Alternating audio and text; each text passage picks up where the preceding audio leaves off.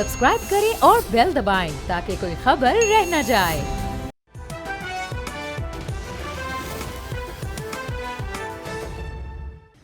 जी नाज़रीन, इस ट्रांसमिशन में एक दफ़ा फिर आपको खुशामदीद, जो कि बुनियानुल मरसूस के 1 साल मुकम्मल होने की खुशी में, और हम इसको सेलिब्रेट भी कर रहे हैं और दुनिया भर में जहाँ जहाँ पाकिस्तानी हैं वो यकीनन इससे महसूस हो रहे हैं और उसको सेलिब्रेट कर रहे हैं। इस ट्रांसमिशन के इस हिस्से में हमें ज्वाइन किया है ब्रिगेडियर हारिस नवाज साहब ने, उनको भी वेलकम कहते हैं, और सीनियर एंकर पर्सन है अनीका निसार, वो भी हमारे साथ इस वक्त मौजूद हैं। बहुत शुक्रिया अनीका आपका भी। ब्रिगेडियर साहब, मिशाल मलिक भी हमें कुछ ही देर में ज्वाइन करेंगे। ब्रिगेडियर साहब, आपसे इस बात का आगाज़ करते हैं। इसमें कोई शक नहीं है कि अवाम सेलिब्रेट कर रहे हैं, अवाम खुश हैं, अवाम एक फ़ख्र महसूस कर रहे हैं। एक पाकिस्तानी होने के नाते जो फ़ख्र महसूस हो रहा है उसका तो शायद कोई नेमो बदल है ही नहीं। लेकिन जब ये जंग जीती और ये जंग जब शुरू हुई, और जब हम भारत की बात करें तो वो राफेल पे इतरा रहा था, भारत की बात करें वो कहते थे जी हम 5 गुना बड़ी ताकत हैं, लेकिन हमने बताया कि हमारे आगे, हमारी फ़ौज के आगे कोई ताकत सामने नहीं खड़ी हो सकती। कैसा आपका एक्सपीरियंस रहा सर? कुछ शेयर कीजिए, वो मोमेंट्स रिकॉल कीजिए। देखिए, बात यह है कि मैं तो उस वक्त, मुझे इसी तरह याद है, मैं एयरबाई न्यूज़ पर था, रात को 11 बजे गया, मुझे वसीम मदानी मेरे साथ था, और अगले दिन 12 बजे मैं एयरबाई न्यूज़, 12 घंटे I was sitting on the chair. और उस वक्त इतनी वो फास्ट मूविंग बैटल थी और इतनी एक्साइटमेंट थी, हार्ट वार्मिंग खबर आ रही थी इतनी ज़बरदस्त, कभी एक जहाज़ गिर गया, कभी दूसरा गिर गया, तीसरा गिर गया, 6 जहाज़ गिर गए, उसके बाद उनके S-400 उड़ा दिए, फलां जो बेसिस, एयर बेसिस वो उड़ा के तक दिए। तो आई थिंक ये इंडिया ने इतनी मिसकैलकुलेशन की, इनकी इंटेलिजेंस इतनी फेल है कि इन्होंने कहा कि हमने राफेल जहाज ले लिए, अब तो हम पाकिस्तान का भुरकस निकाल लें, not realising it is man behind the machine. It's not कि आप मर्सिडीज चलाने बैठ जाएं और आप एक लर्नर ड्राइवर को दिखा दें, जाके दीवार में मार देगा तो बड़े पर आपको याद है राजनाथ सिंह जब इनको राफेल मिल रहे थे तो हम जाके नारियल फोड़ रहा था उसके सर पे, तो मेरे ख्याल में वही नारियल इसकी खोपड़ी पे फोड़ने चाहिए राजनाथ कि इसको पता चले कि you people are not capable of handling such sophisticated weapons. और ये उसके बाद जिस तरीके से पाकिस्तान ने, देखें हमने पूरी तैयारी की थी, हमने 24 पूरे हर साल हमारी एक्सरसाइज होती हैं, वॉर गेम्स होती हैं, कॉन्टीजेंसी प्लान होते हैं, winter collective training, summer collective training, हर वक्त हमारी तैयारी फुल होती है। और ये तीनों सर्विस मिल के ट्राई सर्वे एक्सरसाइज भी हम करते हैं। और फिर उसके बाद जो हमने मिसाइल, ये हमने प्रैक्टिस की हुई थी, ये फतेह 1, फतेह 2, हमारे पास कितने और मिसाइल्स हैं। उसके बाद जो हमने साइबर वॉरफेयर, इलेक्ट्रॉनिक वॉरफेयर, ये जो थी ना, ये इंडिया को पता ही नहीं था कि हमने तैयारी की हुई है। This was the basic India. अच्छा, साइबर वॉरफेयर का, इलेक्ट्रॉनिक वॉरफेयर और फिर साइबर वॉरफेयर, इसका एक बड़ा इंपॉर्टेंट रोल था। मैं इस पे मज़ीद आपसे ब्रिगेडियर साहब बात करूंगी, लेकिन ज़रा अनीका को भी ऑन बोर्ड ले लूँ। अनीका, मैं चाह रही हूँ, क्योंकि जब हम ये ट्रांसमिशन कर रहे हैं और ये सेलिब्रेशन कर रहे हैं, तो जिस वजह से कर रहे हैं और जिस वजह से हमें आज मौका मिला है, अल्लाह ताला ने हमें ये मौका दिया कि हम उस चीज़ को सेलिब्रेट करें, वो मेमोरीज़ रिकॉल करने की बड़ी ज़रूरत है, क्योंकि बड़ी अच्छी मेमोरीज़ है। कैसा आपका एक्सपीरियंस था? अभी पहले ट्रांसमिशन में किरण और दूसरे लोग हमारे साथ थे, हमने कहा 1965 में हम नहीं थे तो हम अपने बड़ों से वो सुनते थे, और जब वो बताते थे तो उनकी आंखों में एक चमक आती थी। कल पिछले साल हमने वो खुद देखा और खुद एक्सपीरियंस किया। Please recall your memories. Thank you for having me, Nadia, on this transmission. वो memories are etched in our minds. मतलब हमारे दिमागों के ऊपर इस तरीके से वो छप चुकी हैं कि वो कभी जा नहीं सकती हैं। मुझे आज भी याद है, सैटरडे नाइट को मेरा प्रोग्राम था, 10 बजे प्रोग्राम, 11 बजे फारिग हुई, उसके बाद पोस्ट की मीटिंग की, 12 बजे दफ्तर से निकली और तकरीबन 1 बजे के करीब दफ्तर से घर वापस आई। अब यहाँ तक वो सिचुएशन थी कि कोई 2-3 दिन हो चुके थे भारत को हम पर अटैक करते हुए, ड्रोन्स भेज रहे थे वो लोग। उन्होंने हमारे मुरीद के, मुजफ्फराबाद और बहावलपुर में बाकायदा अटैक्स किए थे, और उस टाइम पर हमने जाना था इंफॉर्मेशन मिनिस्टर के साथ इन सारे इलाकों को विजिट करने एंड ऑल दैट। अब वो विजिट्स हो रहे थे गाहे बगाहे मुख्तलिफ शहरों के। इसके साथ ही एक दिल के अंदर एक इज़्तिराब था कि इन्होंने हमारे सिविलियंस को निशाना बनाया, और इन सिविलियंस का बदला तो हम लोगों ने लेना ही लेना है। इन्होंने हमारी फौजों के ऊपर अटैक किया, इनका तो हमने बदला लेना ही लेना है। सो अब ये कब होगा, दैट वाज द पॉइंट। लेकिन वो जो 9-10 की रात थी ना बीच की, जब मैं घर वापस आ रही थी, मेरे रास्ते में नूर खान एयरबेस आता है और मैं वहीं से गुजर के जाती हूँ। सो वो कुछ सिचुएशन इस तरह की थी, जब ये खबर आई ना कि नूर खान एयरबेस के ऊपर अटैक हो गया, लाइक ये तो किसी भी सूरत के अंदर जाना नहीं चाहिए इस तरह से कि वो जहां मर्जी जब मर्जी जो मर्जी दंदनाते फिर। इससे पहले हम लोग उनको वार्न कर रहे थे, उनके जहाज हमने गिरा दिए थे और जहाज गिरा के बता दिया था कि अगर अटैक करेंगे तो काउंटर आएगा। लेकिन रिटेलिएशन और रिएक्शन हमने तब तक नहीं दिया था, यानी हमने उनकी अटैक का जवाब दिया था, अपना काउंटर अटैक तब तक नहीं किया था। सो 9-10 की दरमियानी रात, जब रात को ये अटैक हुए, तकरीबन 1:30-2 बज रहा था उस टाइम पर, उसके बाद मैंने भी अपने सोर्सेस को टेक्स्ट करना शुरू कर दिया, पूछना शुरू कर दिया कि भाई हमारा क्या रिस्पॉन्स होगा। तो मुझे ये हर जगह से एक ही जवाब मिल रहा था, very soon, have patience, very soon. अब मैं तो पूरी रात नहीं सो सकी, मैं आपको सच बात बताऊं, मैं पूरी रात उधर ही बैठी हुई थी अपने जो है वो कमरे के अंदर वेट कर रही थी कि अभी होगा अभी होगा। और अभी घर पहुंचने के बाद, इंडिया के अटैक के बाद फजर की अजान होती है और फजर की अजान के बाद हमारा काम शुरू हो जाता है। यानी फजर की नमाज पढ़ने पढ़ने तक हमारा मामला जो है ना वो इंडिया के सामने, उनका खाता क्लियर। और उसके बाद नादिया एक के बाद एक के बाद एक, ये वाली पोस्ट तबाह, वो वाली पोस्ट तबाह, इधर सफेद झंडा उधर सफेद झंडा, ये ब्रिगेड हेडक्वार्टर तबाह कर दिया, वो ब्रिगेड S-400 तबाह, उनका एम्यूनेशन डिपो तबाह। और वो खबरें ऐसे आ रही थी, बारिश की तरह बरस रही थी। और हम उस तरह नहीं कर रहे थे कि लाहौर में पोर्ट बना दिया और शोर मचा दिया और कराची का पोर्ट जला दिया और रावलपिंडी के ऊपर भी कब्जा हो गया और इस्लामाबाद में भी कब्जा हो गया। पता नहीं कौन कौन सी जगह पे उन्होंने पोर्ट बनाए और तबाह किए और पता नहीं क्या क्या कर दिया, पेशावर तक पहुंच गए थे वो। अच्छा, यहाँ अब इंटरेस्टिंग बात ये है कि उस टाइम पे मैं खुद सड़क पर थी, तो मुझे पता है कि उनकी बातों के अंदर कितनी सदाकत और कितना झूठ था। सारे पाकिस्तानियों को ये बात पता थी। तो जब हमने अटैक करना स्टार्ट किया तो हमने सिर्फ दावा नहीं किया, उनकी तरह वो बिगल नहीं बजाना शुरू कर दिए। हम लोगों ने बाकायदा वीडियोस रिलीज करना स्टार्ट की, यानी इतनी अप्रोप्रिएट और इतनी एक्यूरेट हम लोगों की इंफॉर्मेशन वॉरफेयर भी थी। एक तो जंग हमारी फौज लड़ रही थी, एक हमारी इंफॉर्मेशन वॉरफेयर थी कि हम जो चीज तबाह कर रहे थे साथ उसके सबूत लेते थे कि ये लो, ये चीज हमने तबाह की है। फिर उसके साथ जो ओपन सोर्स इंटेलिजेंस होती है उसिंट के जरिए वो चीजें काउंटर प्रॉपर वेरीफाई भी हो रही थी। इसलिए क्योंकि इंडिया के जो इंडियन इलीगली ऑक्यूपाइड कश्मीर है, उधर से न्यूज आ रही थी, उधर से वीडियोज आ रही थी। वहाँ के जर्नलिस्ट, वहाँ के शहरी खबरें दे रहे थे कि यहाँ कोई जो है एयरक्राफ्ट तबाह हुआ है या कोई एयरक्राफ्ट गिरा है। उसके बाद फिर भटिंडा वाली साइड से भी ये खबर आ रही थी, वहाँ पंजाब जो इंडियन पंजाब है उधर से खबरें आ रही थी कि जहाज गिरा है और इंडिया का जहाज गिरा है। सो ये सारी चीजें हो रही थी और हम खबरें दिए चले जा रहे थे। और उसके बाद फिर ऑब्वियसली मैं घर पहुंची हूँ, फिर मैं दफ्तर वापस चली गई हूँ क्योंकि हमारी ट्रांसमिशन शुरू हो चुकी थी। रात गए तो वहाँ वसीम बादामी वाज देयर बिकॉज वो हज ट्रांसमिशन चल रही थी उन दिनों के अंदर, वो ऑलरेडी ऑफिस में था। और उसके बाद फौरन हमें बुलाया गया कि आप भी आए, अब ट्रांसमिशन शुरू करनी है हमने। और नादिया पूरी रात हम सोए नहीं थे, मतलब मैं शो करने के बाद बिल्कुल नहीं सोई थी, 1 मिनट के लिए भी नहीं। लेकिन ऐसा महसूस हो रहा था कि अजीब सी तरह, जब इंसान बहुत ज्यादा खुश होता है ना तो उसमें भी आपकी वो एक जो एक सेंस ऑफ अचीवमेंट होता है वो भी शायद आपको सोने नहीं देता। ब्रिगेडियर साहब, इससे आगे बढ़ते हैं। पाकिस्तान के ताबड़तोड़ हमले जिसका जिक्र अभी अनीका ने भी किया, और उसके बाद नरेंद्र मोदी की ट्रम्प से मिन्नतें तरले कि हमें बचाओ हमें बचाओ, मतलब हम गए, हम तो ख़त्म हो गए, हम तो लुट गए, बर्बाद हो गए वाली जो सूरत हाल थी, वो क्या कहानी थी, वो भी ज़रा सुननी है दिलचस्प। एक्चुअली नादिया, इसने नरेंद्र मोदी ने सोचा ही नहीं था कि पाकिस्तान कैसे रिटेलिएट करेगा और इनका हशर क्या करेगा। ये छोड़ के हम पहले जब बालाकोट में आए थे तो हमने जहाज भेजे, 2 जहाज गिरा लिए, एंड दैट जाके हमने कोई वार्निंग शॉट कर दी थी तो हमें स्टाफ इंडिया आया हुआ था ब्रिगेड हेडक्वार्टर में, वार्निंग करके छोड़ दिया। अभी भी उन्होंने हमें मैसेज दिया था कि जी हम सिर्फ ये ट्रेनिंग कैंप पे जा रहे हैं, सो कॉल ट्रेनिंग कैंप पे, और इसके ज़्यादा हम नहीं जाएंगे। But then they were crossing limits.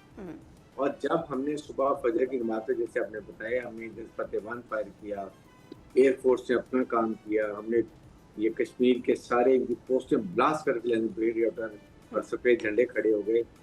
फिर जब हमने साइबर अटैक किया ना इनके ऊपर, तो उससे न्यू दिल्ली के 70% ग्रेड ऑफ हो गए। और इलेक्ट्रॉनिक वॉरफेयर में जाहिर है कि इनके जहाज से उनके जैमिंग शुरू हो गई। अब वो जिस वजह जहाज गिरे और ये परेशान, ये एक्चुअली इनके मिलिट्री सिस्टम के अंदर टोटल पैरालिसिस हो गया।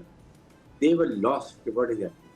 Then they rush to president Trump कि जी पाकिस्तान, ये इनके वर्ड से कि पता नहीं पाकिस्तान हमारे पर क्या बरसात करे, हमें समझ नहीं आ रही है, तो आप सीजफायर कराएं, दिस वाज थिंग। और फिर जाके प्रेसिडेंट ट्रम्प ने बात की, हमने कहा ठीक है, अगर हम इंडियन तैयार हैं और दोबारा एस्केलेट नहीं करते तो देन वी एक्सेप्टेड। और फिर जो उसने ट्रम्प ने इनको जलील किया, जो झूठ बोल रहे थे ये, कि उसने कहा 8 जहाज गिर के, फिर उसने कहा मैंने चीज पर करी, ये मानते नहीं थे। और 65 का मैं बताऊं, मैं उस वक्त 4th क्लास में था, यकीन करें जो वो जज्बा था ना, वो आज मैंने वो देखा, इस वक्त जज्बा वहां पर इस तरह था कि जहाज के छतों के ऊपर लोग, जब डॉग फाइट हो रही होती थी, यकीन करें इंडिया के जहाज गिरता, बच्चे और बड़े सब तालियां बजाते थे, जारी कौन नहीं था।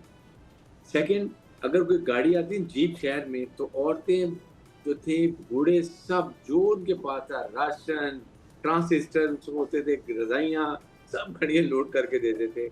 और पता चला कि रावी के ऊपर इंडियन ने कोई ये पैराट्रूपर ड्रॉप किए, हालांकि ड्रॉप नहीं हुए थे, हमारे लाहौरी, मैं खुद भी लाहौर से हूँ, वो लेके डंडे और लाटने लेके भाग पड़े उनके पीछे। ये जज्बा था उस वक्त। और यही इस वक्त आपने देखा फतेह खान फायर हुआ तो लोग बैठे तालियां बजा रहे हैं, वो ड्रोन गिर रहे हैं तो उनको ड्रोन को बंदूकों से फायर कर रहे हैं उनके ऊपर, दे नॉट कुछ। ये कौम को जो जज्बा था, ये कौम इकट्ठी देखिए। हाँ, अच्छा, आप जिस जज्बे की तो अपनी जगह बात करें, लेकिन अगर हम कंपैरिजन करें 1965 से, तो डेफिनेटली ये सोशल मीडिया का दौर है, और आप भी इस चीज़ को इंडोर्स करेंगे और अनीका भी इस चीज़ को इंडोर्स करेगी कि पाकिस्तानियों के अंदर वो जो एक हिस्से मिज़ा, वो मीम्स हमने जिस तरह से बनानी शुरू की, और जंग हो रही है उसका तो कोई डर और खौफ ही नहीं था। लोग निकल रहे हैं, बाहर जा रहे हैं, कश्मीर से जो वीडियोस आ रही हैं, लोग पहुंचे हुए हैं। जब नूर खान एयरबेस की एक प्रोपेगेंडा किया और एक फेक खबर फैलाई कि जी अटैक कर दिया, लोग वहाँ पर पहुँच गए। तो ये जो ब्रेवरी है हमारी कौम की, और जिस तरह से उसको एक लाइट उसमें लिया और जिस तरह से मीम्स बनाई, ये भी एक बड़ी यादगार चीज़ है। ब्रेक ले लेते हैं, ब्रेक से वापस आते हैं, इस पर अनीका का भी रिस्पॉन्स जानूंगी।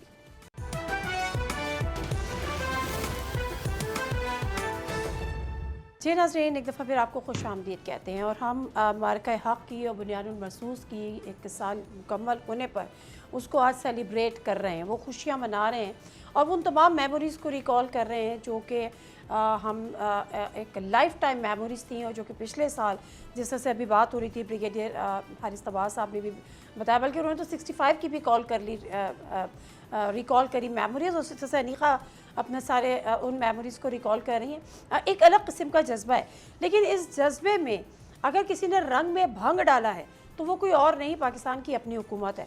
कल उन्होंने जो पेट्रोल प्राइस में इजाफा किया, जो कि एक बिला जवाज़ इजाफा था, ऐसे वक्त में जब इंटरनेशनल प्राइस नहीं बढ़ी थी पेट्रोलियम मसनूआत की, उसके बावजूद बढ़ाया। और आज उनके अपने जो मिनिस्टर हैं हुज़ैफ़ा रहमान साहब, वही प्रोग्राम में बैठे कह रहे थे कि चूँकि FBI टैक्स वसूली का हदफ हासिल नहीं कर सकी, क्योंकि अवाम ने टैक्स नहीं दिया, तो हमने लेवी पे टैक्स लेवी की मद में लगा के अवाम से वसूल कर लिया। फिर एक और मीडिया टॉक होती है, मीडिया टॉक तो नहीं कह सकते क्योंकि उसमें कोई मीडिया मौजूद नहीं था, लेकिन अली परवेज़ मलिक साहब वहाँ पर थे, फाइनेंस मिनिस्टर वहाँ पर थे, और एक दूसरे की वो पहले तो तारीफ़ करते रहे कि इन्होंने बहुत अच्छा काम किया, इन्होंने बहुत अच्छा काम किया, और आखिर में वो दुआओं पे उन्होंने ख़त्म की कि जी दुआ करें, कीमतें जैसी कम होंगी तो आवाम को रिलीफ देंगे। लेकिन यहाँ पर मुद्दा ये है ही नहीं कि कीमतें इंटरनेशनल प्राइस मार्केट में पेट्रोलियम प्राइसेस बढ़े हैं, पेट्रोलियम प्राइसेस नहीं बढ़े, बल्कि अगर देखा जाए तो कम हुए हैं। लेकिन यहाँ पे उन्होंने टैक्सेस में इजाफा किया है। बहरहाल ये कम अज़ कम कल नहीं करना चाहिए था। अभी अवाम को एक खुशी थी, एक सेलिब्रेशन मोड में थी, आपने उस खुशी को एक तबाह करने की एक ये कोशिश है। इससे पहले कि मैं दोबारा से वापस जाऊँ ब्रिगेडियर हारिस की तरफ और अनीका निसार की तरफ, बल्कि मैं चली जाती हूँ, लेकिन उसके बाद एक रिपोर्ट हम चलाएंगे। ब्रिगेडियर साहब, अगर थोड़ा सा मैं जो हमारी सेलिब्रेशंस हैं, जो हमारी खुशियाँ हैं, जो हमारे प्राउड मोमेंट हैं, जो बहैसियत पाकिस्तानी हमारा सर आज फ़ख्र से बुलंद है, उसके दौरान ये ख़बर आना अवाम पर एक बिजली गिराने के मुतरादिफ नहीं है ब्रिगेडियर साहब? नादिया, बात यह है कि अवाम हुकूमत क्यों बनाती है, उनकी वेलफेयर, उनकी एजुकेशन, उनकी हेल्थ, उनकी बाकी चीज़ें, कमोडिटी आइटम, कारोबार में, बिजनेस, जॉब अपॉर्चुनिटी हो सके। हुकूमत ने, मुझे आप बता दें कि कौन सी ऑस्टेरिटी ड्राइव, क्या प्रेसिडेंट हाउस का, प्राइम मिनिस्टर हाउस का, चीफ मिनिस्टर हाउस का, गवर्नर के एक्सपेंडिचर कम हुए, क्या वहाँ के एंटोरज कम हुए हैं? आपके जो आपने सिर्फ 1700 अरब रुपया डेवलपमेंट फंड का रखा हुआ है, क्या आपको वो डेवलपमेंट अगर 1 साल के लिए आप नहीं करेंगे तो क्या आसमान से कोई चीज गिर जाएगी? जो ऑन वे प्रोजेक्ट के लिए आप चले कहेंगे, आज जो अभी प्रोजेक्ट चल रहे हैं उसके लिए आधा पैसा रख लें, 500 अरब रुपया भी अगर निकाल के आप इधर खर्च कर लें, अवाम को रिलीफ में दे दें, बड़ा what ज़रूरी will- था। खास कर आज 2 दिन 3 दिन जिसमें हम बड़ी खुशियां मना रहे थे, अवाम ने खुशी मनानी है, अवाम का एक जोश और जज्बा यहाँ पर है, उस पर आपने ये पेट्रोल बम गिरा दिया। अनीका कुछ कमेंट करेंगे इस पर? नादिया, आई रिमेम्बर जो पीएमएलएन की रिप्रेजेंटेटिव थी, उन्होंने कहा आप हम 150 रुपए भी बढ़ा लेते तो आप क्या कर लेते? शुमाइला राना वाकई में हम क्या कर लेते? What can we do? हम क्या कर लेते? हम तो वो है ना, महकूम है, हम तो बेजुबान कुछ रह बोल ही नहीं रहे हैं, सकते। बेजुबान एनिमल। भेड़ बकरियां बनाए हुए और बोल रहे हैं कि जी हम कर लेते तो आप क्या कर लेते। बात ये है कि अगर आपका फेलियर है एफबीआर का, आप रिटेलर्स को नहीं लेकर आ सके टैक्स नेट के अंदर, आपने कोशिश की, आपसे नहीं लाए गए। लिबर्टी मार्केट लाहौर के अंदर 70,000 रुपए आपको टैक्स आता है, लाखों रुपए, करोड़ों रुपए का रोज उधर बिजनेस होता है। यहाँ इस्लामाबाद के अंदर आप जना सुपर चले जाएं, कहीं चले जाएं, लाखों करोड़ों रुपए का रोज बिजनेस होता है, आप उधर से कई हजार रुपए नहीं निकाल सक रहे हैं। अगर कराची की मार्केट्स जो है वो नहीं आपको टैक्स दे रही है, तो इसके अंदर आवाम का कसूर नहीं है, इसके अंदर आपका अपना कसूर है कि जो सैलरीड क्लास है उसके ऊपर आप सारा बोझ डाली जाए, क्योंकि वो गधे हैं और क्योंकि वो जो है भेड़ बकरियां हैं, क्योंकि वो बेजुबान है, आप उनके ऊपर जितना मर्जी टैक्स डाले जाए, वो इनडायरेक्ट टैक्सेस जो कि नहीं लग रहे होने चाहिए, जो कि एक आम शहरी पे भी उतने ही लगते हैं जितने कि एक अमीर बंदे पे लगते हैं, वो आप लगाई चले जाते हैं। अब ये जो टैक्स लगाया है इन्होंने, लेवी इंक्रीज की है इन्होंने पेट्रोलियम मसनूआत के ऊपर, ये तो एक बाइक वाले को भी देनी है, एक छोटी गाड़ी वाले को भी देनी है, एक सैलरी क्लास को भी देनी है। तो इनडायरेक्ट टैक्सेस लगा लगा लगा लगा के जो टैक्स दे रहा है ना, आपने उसको और मजीद इस टाइम पर महकूम बना दिया है, बिल्कुल ही खत्म कर दिया है। बिल्कुल आप सही कह रही है। देखिए अवाम मैं देखिए फर्म हमारा एक बिलीव है, हमारी जो जंग है वो हमारी फ़ौज ने हमें जितवाई है। आज जो हमारा फ़ख्र से सर बुलंद हो रहा है वो उनकी वजह से हो रहा है, लेकिन एक कोलैबोरेशन है ना, मतलब जो पॉलिटिकल हमारी जो लीडरशिप है उसने भी उसी तरह से डिलीवर करना है और उसने अवाम को डिलीवर करना है। अगर अवाम के आज खुश नहीं है और आज परेशान है तो वो फिर इन सेलिब्रेशंस को उस तरह से वो इंजॉय ही नहीं कर पाएगी। लेकिन एनीवेज ये बड़ा ज़रूरी था इस बात का जिक्र करना, हुकूमत को इस चीज़ का एहसास दिलाना कि सेलिब्रेशंस हैं, हम इस पर भरपूर तरीके से पूरे जोश और जज्बे के साथ जो हमारी फ़ौज की कुर्बानियाँ हैं, जिस तरह से जिक्र किया था अभी DGISPR ने अपनी प्रेस कॉन्फ्रेंस में भी कि अवाम की फ़ौज है, अवाम फ़ौज से और फ़ौज अवाम से। तो इसमें जो हमारी जो पॉलिटिकल लीडरशिप का रोल है वो माज़रत के साथ उनका वो उस तरह से वो डिलीवर नहीं कर पा रहे जो कनेक्शन उनको अपनी आवाम के साथ बिल्ड करना चाहिए था। बहर लेट्स बैक टू बुनियानुल मरसूस की रिपोर्ट है, वो देखते हैं फिर बात का आगाज़ करें। मार्का हक की बदौलत पाकिस्तान को आलमी सतह पर 5 बड़ी कामयाबियां मिली। पहली कामयाबी कि पाकिस्तान नाकाबिले तस्खीर है, दूसरी कामयाबी सफारती कामयाबी मिली, तीसरी कामयाबी ये कि आलमी मीडिया में पाकिस्तान के चर्चे हुए, चौथी कामयाबी ये कि मसला कश्मीर फिर उजागर हो गया, पांचवी कामयाबी ये कि पाकिस्तान अहम जबकि भारत गैर अहम होने लगा।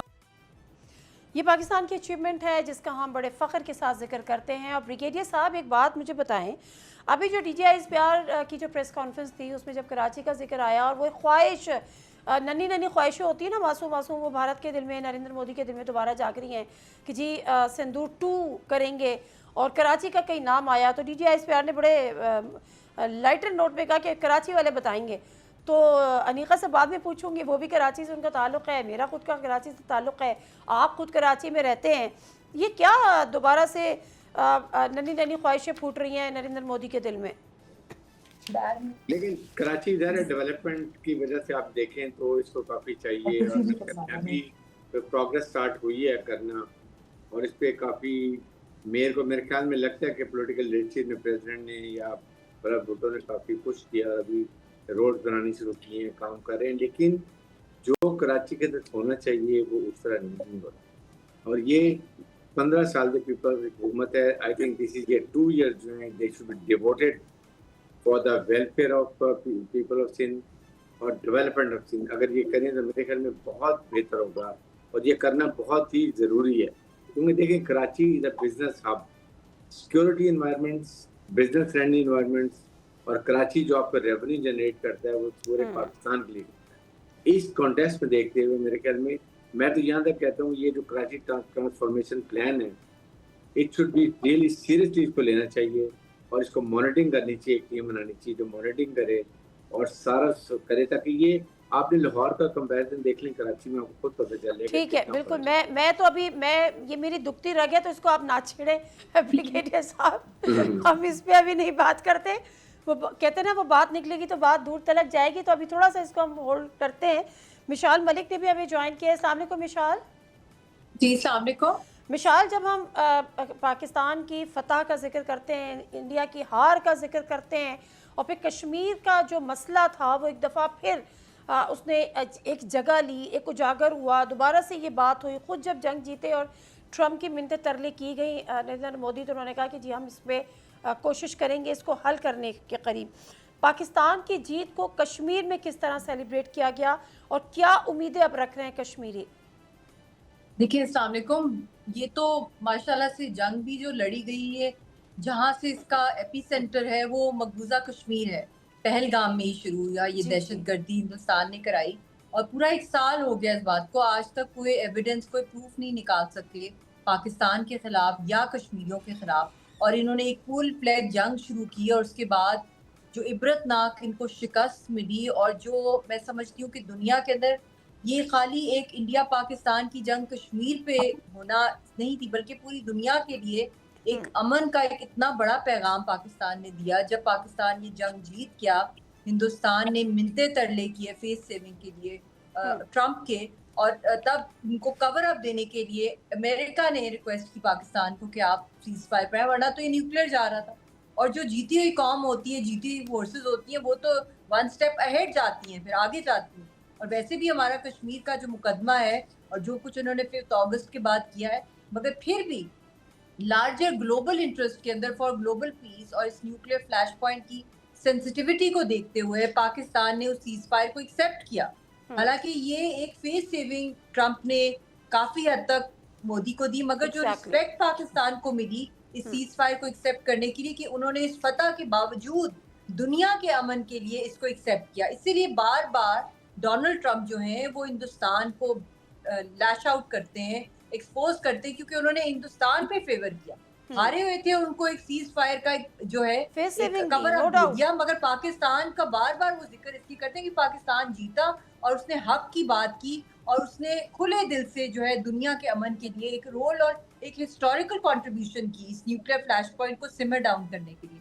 उसके बाद आप देख लें दुनिया भर के अंदर हमारी मिलिट्री डिप्लोमेसी का जो रोल प्ले किया है फील्ड मार्शल साहब ने खास तौर पे, फिर मिलिट्री डिप्लोमेसी से मिलिट्री पीस की तरफ हम जा रहे हैं, पीस ब्रोकरेज की तरफ। पीस ब्रोकरेज का मतलब है कि हम एक स्टेबिलिटी और पीस दे रहे हैं दुनिया को, तभी इकोनॉमीज की तरफ हम जा सकते हैं जब पीस होगा, और पीस तभी होता है जब सिक्योरिटी होती है। तो सिक्योरिटी का जो नेट सिक्योरिटी प्रोवाइडर के तौर पर हम दुनिया में आ रहे हैं, इट्स अ बिग अचीवमेंट। और अब तो माशाल्लाह ईरान और यूएस के बीच के अंदर जो हम पीस पैक्ट करने की कोशिश कर रहे हैं।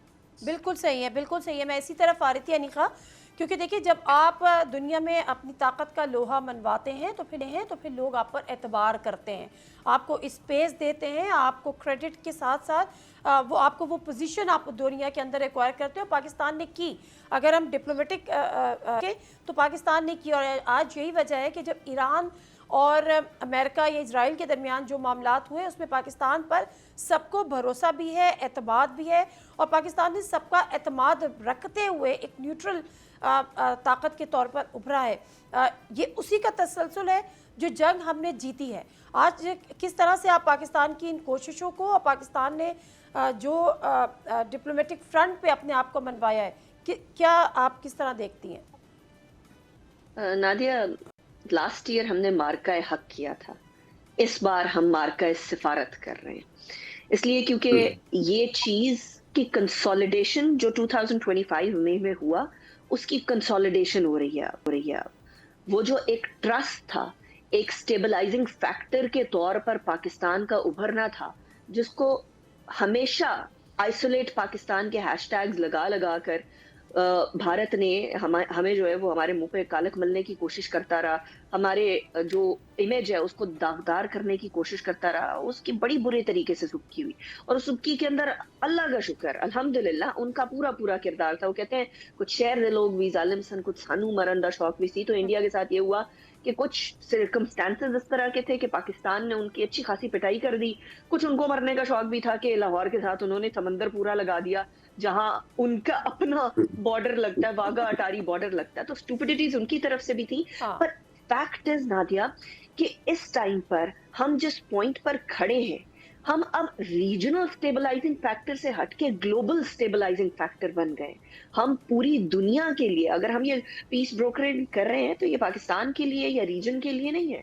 This is a global thing that we are doing. This is a global favor that we are doing for the entire world. इसलिए क्योंकि देखिए फिलीपींस या फार ईस्ट एशिया से लेकर यूरोप से लेकर अप नॉर्थ ग्लोबल साउथ हर जगह इसका इस टाइम पर जकड़न महसूस की जा रही है। जो स्ट्रेट ऑफ होर्मुज बंद हुआ हुआ है, तो हमारी कोशिशें इस सेंस में पूरी दुनिया समझ रही है। और जो आप थोड़ी देर पहले जिक्र कर रही थी डोनाल्ड ट्रंप के हवाले से कि डोनाल्ड ट्रंप बार बार इंडिया को लान तान करते हैं, वो बात ये है कि जब तक इंडिया हम पर अटैक कर रहा था तब तक जेडी वैंस का आपको स्टेटमेंट याद होगी कि इनका आपस का मामला है,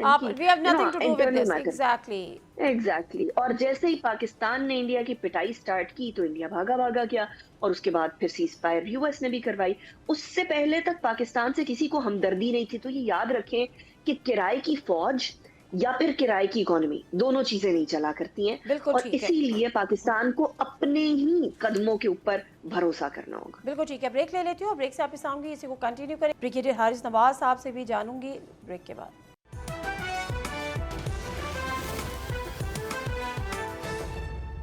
जी नाज़रीन, एक दफ़ा फिर आपको खुशामदीद कहते हैं। खुसूसी ट्रांसमिशन में बुनियानुल मरसूस का 1 साल मुकम्मल होने पर ब्रिगेडियर साहब, हम इसका भी हमें अहाता करना होगा कि ठीक है हमने एक बहुत बड़ी जंग जीती और उसके बाद हमें जो कामयाबी मिली, जो पजीराई मिली, दुनिया आलमी सतह पर जो हमें पजीराई मिली, नरेंद्र मोदी की और भारत की मुकम्मल ये कोशिश थी, उसका एक प्रोपेगेंडा था कि पाकिस्तान को आइसोलेट करने का, और वो काफ़ी हद तक शायद पहले कामयाब भी रहा अपनी साजिशों में कि पाकिस्तान को एक दहशतगर्द मुल्क जो है वो इस्टेब्लिश करने का, वो दुनिया भर में इसका वावेला और प्रोपेगेंडा करता था। लेकिन आप ये देखें कि कल तक जो हमारे लिए ये तमाम चीज़ें करता था, आज इंडिया मुकम्मल तौर पर आइसोलेशन का शिकार है, जो वो पाकिस्तान को आइसोलेट करना चाहता था। जब इस्लामाबाद टॉक्स होती हैं तो दुनिया भर का मीडिया पाकिस्तान में मौजूद होता है। दुनिया भर के मीडिया की टेलीविज़न स्क्रीन पर इस्लामाबाद और पाकिस्तान जगमगा रहा होता है। ये कितनी बड़ी हमारी विक्ट्री के बाद हमारी एक जिसको कहना चाहिए कि एप्रिसिएशन तो अपनी जगह दुनिया भर में हमें मिली है, कितनी बड़ी ये अचीवमेंट थी। और जिस आइसोलेशन में इंडिया इस वक्त तक है वो कितनी बड़ी है। देखिए नादिया, पाकिस्तान के लिए बहुत बड़ी ये बात है। ये पाकिस्तान का टोटल जो इमेज है दुनिया में चेंज हो गया।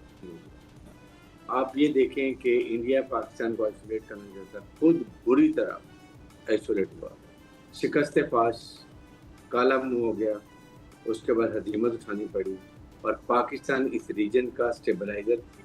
और जैसे अनिका बात करी थी, नाउ ग्लोबल प्लेयर बन गया है पीस का, and this is a big achievement. और we should be thankful to Narendra Modi कि उसने हमें अपॉर्चुनिटी दी, और हमारी मुसल्लह फौज ने हर वक्त, बिकॉज वी न्यू इंडिया कि ये किस किस्म की ये कनिंग चार का टोला दहशत गर्दों का, इसलिए हमने हर वक्त तैयारी की है। Multi domain operation, cyber warfare, उसके बाद में इलेक्ट्रॉनिक वॉरफेयर, फिर ट्राई सर्विस में पूरी तैयारी की हुई थी, सिंक्रोनाइजेशन एयर की और ग्राउंड रडार्स की, किस तरह इंडिया के हमने जहाज़ों के रडार जैम किए। We are much ahead of Indian से इलेक्ट्रॉनिक और साइबर वॉरफेयर में।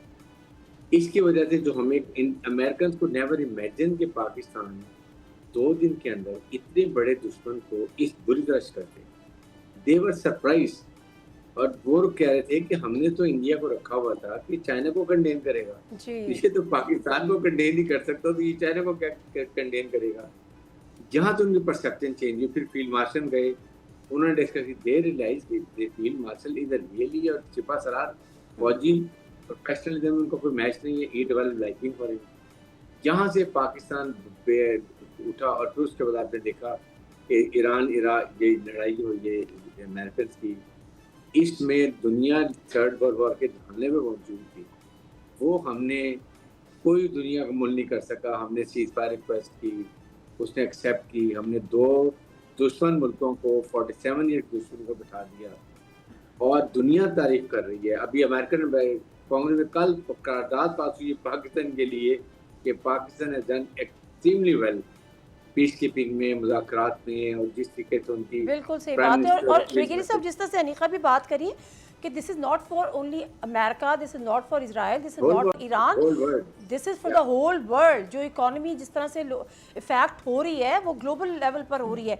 अच्छा अनीका, मैं दोबारा से वहीं पर आती हूँ, जब DGISPR की वो बात थी जिसमें उन्होंने कहा कि आप ये करके देखो, कराची वाले बताएंगे, तो ज़रा एक मैसेज तो दे, तगड़ा सा मैसेज कि जी जिन्होंने सोचा हुआ है कि वो कुछ सिंदूर 2 कर देंगे और उसके बाद क्या होगा, और उसके बाद क्या होगा अनीका? आए ना जरा आके देख ले, फिर पता चलेगा उनको क्या होगा। ऐसी फेंटी पड़ेगी। कराची वाले किसी को बख्शते नहीं है नादिया, आप भी जानती है, मैं भी जानती हूँ, ब्रिगेडियर साहब भी जानते हैं। कराची वाले उधार नहीं रखते हैं, वो उधार नहीं रखते। जरा आए, एक दफा कदम रखने की जहमत करें, कोशिश करें, हिम्मत करें, और उसके बाद देखें उनके साथ होता क्या। उधर ही समंदर में भिगो के, लियारी नदी के अंदर भिगो के उनको ऐसा मारना है ना। तो अभी तो जहाज गिरे हैं, उसके बाद उनके साथ जो है ना, उनको पता भी नहीं चलना, उन्होंने गायब हो जाना है और ढूंढते रहेंगे अपने लोगों को, उनको समझ भी नहीं आएगी होगा क्या। ये ख्वाब है और इन ख्वाबों से निकल आए अब वो। मेरे ख्याल में एक मैच्योर स्टेट, एक इतना बड़ा स्टेट होने की हैसियत से मैच्योरिटी भी दिखा लें। यानी सिर्फ बड़ा होना आबादी के लिहाज से, आप आबादी के लिहाज से बड़े होने की वजह से मैच्योर नहीं हो सकते। आपके अंदर मैच्योरिटी आने की जरूरत है, आपके अंदर इस टाइम पर अकल और फहम आने की जरूरत है। आपको अपने नेबरहुड्स को देखने की जरूरत है कि क्यों हर नेबर आपके खिलाफ जा रहा है। पाकिस्तान पहले खिलाफ, चीन पहले खिलाफ, नेपाल तंग आ चुका है इस टाइम पे, भूटान उनसे तंग है, बांग्लादेश उनसे तपा हुआ है, मालदीव्स उनसे तंग है, रह कौन गया? श्रीलंका के अंदर उन्होंने तमिल टाइगर्स भेजे हुए थे। तो इंडिया इस टाइम पर शदीद आइसोलेशन का बिल्कुल शिकार ठीक है। है। इसी के साथ मैं इस ट्रांसमिशन को यहीं पर कंक्लूड करूंगी। ब्रिगेडियर साहब बहुत शुक्रिया, आपका भी बहुत बहुत शुक्रिया, मिशाल का भी यहाँ पे थैंक्स करूंगी, और इस बात के साथ कि पाकिस्तान हमेशा जिंदाबाद। नादिम मिर्जा को इजाज़त दीजिए, अल्लाह हाफ़िज़।